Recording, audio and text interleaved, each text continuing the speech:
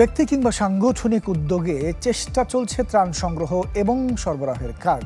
ধর্ম, বর্ণ, গোত্র নির্বিশেষে ছেলে বুড়ো সবাই এগিয়ে এসেছেন সাধ্যানুযায়ী। আশা করছেন সংকট কাটিয়ে সম্প্রীতির দৃঢ়তায় এগিয়ে যাবে বাংলাদেশ।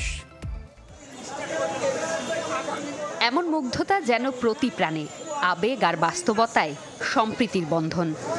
দেশের জন্য এইটুকুটুকু বাচ্চার যদি এরকম অনুভূতি হয় তাহলে আসলে দেশটা তো এগিয়ে যাবে, আমরা আশা রাখতেই পারি। গাঢ় হয়েছে সম্পর্ক আর ভেদহীন বাংলাদেশের লাল সবুজের পতাকার রং। নতুন কুড়িও যেন ঘোষণা দিচ্ছে কাঁধে কাঁধ মিলিয়ে হাঁটবার। যারা বন্যায় ডুবে যাচ্ছে তাদের আমি হেল্প করেছি।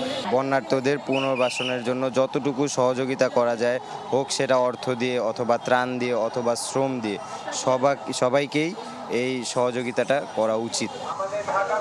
স্বল্প সঞ্চয়ে সবটা দিয়ে হলেও চাওয়া দুর্গতদের মুক্তি।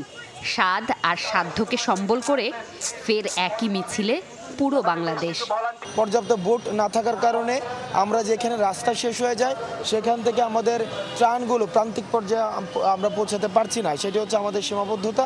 এই বন্যা পরিস্থিতিটা স্বাভাবিক হওয়ার পরে এরপরে যে তাদের পুনর্বাসন, ওই পুনর্বাসন প্রক্রিয়া হোক স্বাস্থ্য খাত, হোক আবাসন খাত, প্রত্যেক খাতে গিয়ে প্রয়োজন হলে আমরা এক একজন শ্রমিক হিসাবে তাদের বাড়িগুলো করে দিয়ে আসবো। যেভাবেই দিনভর বানভাসী মানুষের জন্য ত্রাণ সংগ্রহ ও সরবরাহে চলে স্বেচ্ছাশ্রম। নেই ক্লান্তির ছাপ, কাজ চলে নতুন উদ্যমে। ছাত্ররা বা আমরা যেভাবে এখন একত্রিত হয়েছি, আশা করি আগামীতে আরো ভালো কিছু হবে ইনশাল্লাহ। সবাই নিজ উদ্যোগে আসতেছে মানবতার সেবায়, আর এটাই তো তারুণ্যের বাংলাদেশ। কপালে দুশ্চিন্তার ভাঁজ থাকলেও আছে ঘুরে দাঁড়ানোর প্রত্যয়। দুর্যোগ শেষে পীড়িতদের পুনর্বাসনের ভাবনাও আছে সাধারণের। এর থেকে বড় কি আমাদের কোনো উপলক্ষ বা সুযোগ আছে? যে সুযোগটা আল্লাহ এখন আমাদেরকে সৃষ্টি করে দিয়েছেন। এখন তো আমি জাত পাত, ধর্ম, বর্ণ, কে কোন কিচ্ছু তো আমার দেখার সময় নাই। আমার এখন দেখার সময় সে আদম সন্তান মানুষ কিনা, সে আল্লাহ রাব্বুল আলামিনের সৃষ্টি কিনা, বাস।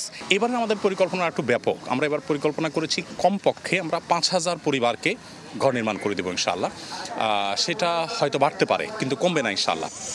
এই তো আশা, এই তো ভালোবাসা, যার মধ্য দিয়ে অসাম্প্রদায়িক বাংলাদেশ বারবার ছাপিয়ে যায় নিজেকে। উজ্জ্বল হয়ে ওঠে একখণ্ড মানচিত্র। জুমাতুল বিদা, চ্যানেল 24, ঢাকা।